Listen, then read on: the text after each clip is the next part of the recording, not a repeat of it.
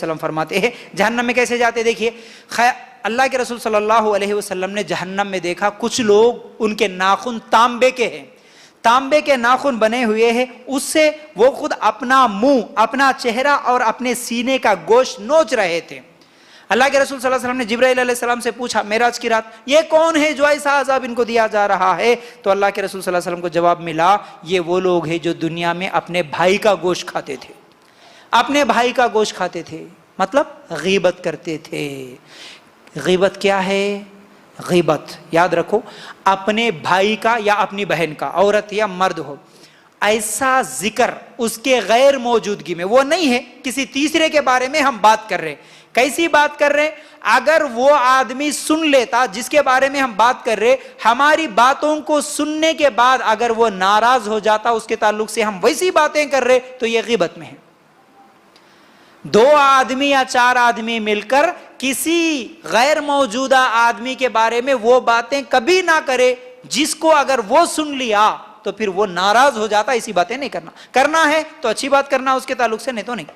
देखिए अल्लाह के रसूल सल्लल्लाहु अलैहि वसल्लम के पास एक मरतबा आयशा रजी अल्लाह ताला अन्हा हफ्सा रजी अल्लाह ताला अन्हा के ताल्लुक से कहा। हफ्सा कौन?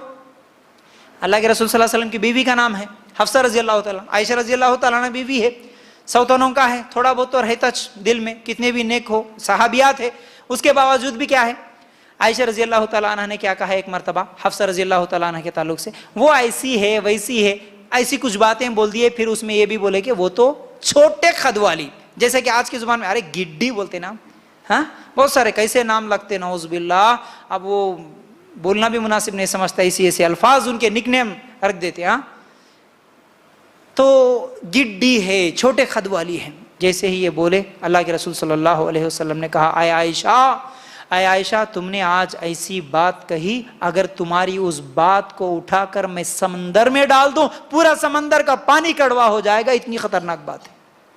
कौन सी बात? सिर्फ छोटी खद वाली है, यानी किसी तीसरे के बारे में यह बोलना कि अब अगर वो सुन लेते थे तो अच्छा मेरे बारे में ऐसा बोले, नाराज होते ना, अब उनको नाराज करने वाली बात उनके गैर मौजूदगी में तुम बोले तो यह गीबत है और इतना खतरनाक गुनाह है कि समंदर में डाल दिए तो समंदर का पानी कड़वा हो जाए। अल्लाह के लिए गौर करना। तो यह गीबत की वजह से क्या है, इंसान जहन्नम में जाता। अल्लाह के रसूल सल्लल्लाहु अलैहि वसल्लम ने तो एक मरतबा ये भी कहा जिना से भी खतरनाक गुनाह गीबत है। बोले क्या? बोले हम क्या समझते, अरे जिना बहुत बड़ा गुनाह है, शराब बहुत बड़ा गुनाह है। अल्लाह के रसूल सल्लल्लाहु अलैहि वसल्लम ने फरमाया जिना से भी बड़ा गुनाह गीबत करना। बोले साहबा ने पूछा अल्लाह के रसूल ये कैसे हो गया, जिना से बहुत बड़ा गुनाह कैसे होगा? तो अल्लाह के रसूल सल्लल्लाहु अलैहि वसल्लम ने फरमाया अगर कोई आदमी जिना करता है उसके बाद अगर वो सच्ची तौबा करता है तो अल्लाह ताला उसकी तौबा को कबूल कर लेता है, उसे माफ कर देता है। लेकिन अगर कोई गीबत करता है, जिसकी गीबत करे उसके सामने जाके माफी मांगने और फिर वो आदमी उसे जब तक माफ नहीं करेगा तो अल्लाह भी नहीं माफ करेगा उसको। हम तीसरे आदमी के बारे में गीबत करे तो अल्लाह नहीं माफ करता, जिना करने वाले को अल्लाह माफ कर देता डायरेक्ट, लेकिन गीबत जिसकी की गई उसके उस गीबत के बदले में अल्लाह नहीं माफ करता। अल्लाह ताला कब माफ करेगा? जब हम पहले उस आदमी से माफी मांग ले जिसकी हम गीबत करे थे। तो बहरहाल तो ये गीबत बहुत बड़ा गुनाह है।